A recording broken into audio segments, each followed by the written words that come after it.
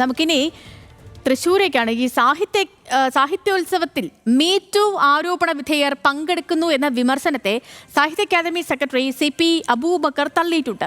ആരോപണ വിധേയർ ആരും തന്നെ പരിപാടിയിൽ പങ്കെടുക്കുന്നില്ല. ഒരാളെ ഒഴിവാക്കി ഒരാൾ സ്വയം വിട്ടുനിൽക്കുന്നതായും അറിയിച്ചു. രണ്ടാമന്റെ പേരിൽ പോലീസിലോ കോടതിയിലോ പരാതികളോ ഒന്നും തന്നെ ഇല്ല. ജീവിതത്തിൽ എപ്പോഴെങ്കിലും സംഭവിച്ച അപാകതകളുടെ പേരിൽ ഒരാളെ എപ്പോഴും ശിക്ഷിക്കുന്നത് ശരിയല്ലെന്നാണ് അദ്ദേഹം പറയുന്നത്. സാഹിത്യ അക്കാദമിയിൽ കൗച്ചിങ് ഇല്ല എന്നും CP അബൂബക്കർ ന്യൂസ് മലയാളത്തോട് പറഞ്ഞു. അവർ രണ്ടുപേരും പരാമർശിക്കപ്പെടുന്ന രണ്ടുപേരും പരിപാടിയിൽ പങ്കെടുക്കുന്നില്ല. അതിലൊരാളെ ഞങ്ങൾ ഒഴിവാക്കിയാണ്, ഒരാൾ വരുന്നില്ല എന്ന് പറഞ്ഞാണ്. ഈ നാട്ടിലെ ഏതൊക്കെ പുരുഷന്മാർ ഏതൊക്കെ സ്ത്രീകളോട് മോശമായി പെരുമാറിയിട്ടുണ്ടെങ്കിൽ, മോശമായ ആവശ്യം ഉന്നയിച്ചിട്ടുണ്ട് എന്ന പരിശോധന നടത്താനുള്ള ബാധ്യത സാഹിത്യ അക്കാദമിക്കുണ്ടോ? പോലീസ് കേസോ മറ്റോ ഉണ്ടെങ്കിൽ അത് പരസ്യപ്പെടുത്തുകയാണെങ്കിൽ സ്വാഭാവികമായിട്ടും അക്കാദമി പരിശോധിക്കും. കഴിഞ്ഞ തവണ ഏതാണ് ചെയ്തത്? കഴിഞ്ഞ തവണ ചില ആളുടെ പേരും ഞാൻ പറയില്ല, ചില ആളുകളെ ഞങ്ങൾ വിലക്കി, വരാൻ പാടില്ല എന്ന് പറഞ്ഞ് വിലക്കി. ഒരു കേസും ഒരു പരാതിയും പോലീസിലോ കോടതിയിലോ ഇല്ലാത്ത ഒരാളെ എന്ത് പേരിലാണ് അക്കാദമി വിലക്കുക? എവിടെയെങ്കിലും ഒരു കാസ്റ്റിംഗ് കൗച്ച് സാഹിത്യ അക്കാദമിയിൽ എന്തായാലും ഇല്ല. സാഹിത്യ അക്കാദമിയിൽ കാസ്റ്റിംഗ് കൗച്ച് ഉണ്ടാവാൻ സാധ്യതയുള്ള, ഇനി ഉണ്ടെങ്കിൽ ഉണ്ടാവാൻ സാധ്യതയുള്ളത് അതുപോലെ സാമ്പത്തിക ശേഷിയും ഇതൊക്കെയുള്ള സ്ഥലങ്ങളിലാണല്ലോ.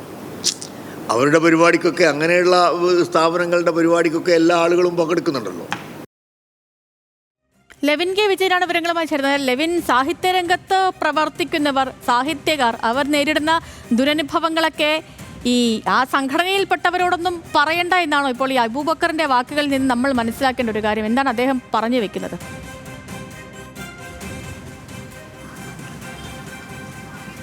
സേതു, കഴിഞ്ഞ ദിവസമാണ് സാഹിത്യകാരിയായിട്ടുള്ള ഇന്ദുമേനോൻ ഫേസ്ബുക്കിലൂടെ സാർവദേശീയ സാഹിത്യോത്സവത്തിൽ ലൈംഗിക ചൂഷണം നടത്തിയ സാഹിത്യകാരന്മാരിൽ ചിലരെ പങ്കെടുപ്പിക്കാനുള്ള സാഹിത്യ അക്കാദമിയുടെ തീരുമാനത്തിനെതിരെ രംഗത്ത് വന്നത്. ഇതിനെ അനുകൂലിച്ചുകൊണ്ട് കോഴിക്കോട്ടെ പ്രസാധകയായ ഷഹനാസും മുന്നോട്ട് വന്നിരുന്നു. അവർ രണ്ടുപേരും ആരോപിച്ചത് ലൈംഗിക ചൂഷണം നടത്തിയ, സ്ത്രീകൾക്കെതിരെ അതിക്രമം നടത്തിയ 2 എഴുത്തുകാർ ഈ പരിപാടിയിൽ പങ്കെടുക്കുന്നുണ്ട്. ഇത്തരം ആളുകളെ, ആരോപണ വിധേയരായിട്ടുള്ള ആളുകളെ ഈ പരിപാടിയിൽ നിന്ന് മാറ്റി നിർത്താൻ അക്കാദമിയോട് പരാതിപ്പെട്ടിട്ടും തയ്യാറാകുന്നില്ല. അതോടൊപ്പം തന്നെ സാഹിത്യ മേഖലയിൽ കാസ്റ്റിംഗ് കൗച്ചുണ്ട്. സ്ത്രീകൾക്ക് എഴുത്തുകാരിൽ നിന്നടക്കം ലൈംഗിക ചൂഷണങ്ങൾ നേരിടേണ്ടി വരുന്നുണ്ട്, അതിക്രമങ്ങൾ നേരിടേണ്ടി വരുന്നുണ്ട്. ഇത്തരം കാര്യങ്ങളിലൊക്കെ പരിഹാരം കാണാൻ ഹേമ കമ്മിറ്റി മോഡൽ ഒരു കമ്മിറ്റി സാഹിത്യ അക്കാദമിക്ക് കീഴിൽ രൂപം കൊടുക്കണമെന്നുമുള്ള ഒരു ആവശ്യമാണ് അവർ ഉന്നയിച്ചത്.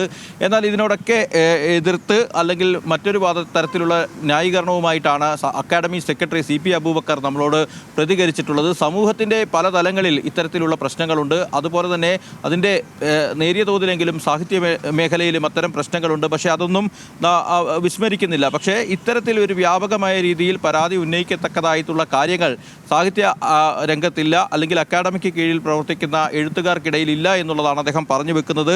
ഇന്ദുമേനോൻ ഉന്നയിച്ച ആരോപണങ്ങൾ അദ്ദേഹം തള്ളുന്നില്ല. പക്ഷേ ഏതെങ്കിലും ഒരു വ്യക്തിക്ക് ഏതെങ്കിലും ഒരു കാലഘട്ടത്തിൽ ഉണ്ടായ, അല്ലെങ്കിൽ നേരിടേണ്ടി വന്ന ഒരു ആരോപണത്തിൻ്റെയോ അല്ലെങ്കിൽ ഒരു പരാതിയുടെ അടിസ്ഥാനത്തിൽ ആജീവനാന്ത കാലം അദ്ദേഹത്തെ ഈ രംഗത്ത് നിന്ന് മാറ്റി നിർത്തുന്നത് അംഗീകരിക്കാനാവില്ല എന്നുള്ള നിലപാടാണ് സ്വീകരിച്ചിട്ടുള്ളത്. അതോടൊപ്പം തന്നെ സാഹിത്യ മേഖലയിൽ തലപ്പത്തിരിക്കുന്ന ഓരോ വ്യക്തികളൊക്കെ പ്രതികരണം കൊണ്ട് ഈ സമൂഹത്തിന് നൽകുന്ന സന്ദേശം എന്താണെന്നൊരു വലിയ ചോദ്യം കൂടി ഇവിടെയൊക്കെ നിലനിൽക്കുന്നുണ്ട് എന്നുള്ളൊരു കാര്യമാണ്.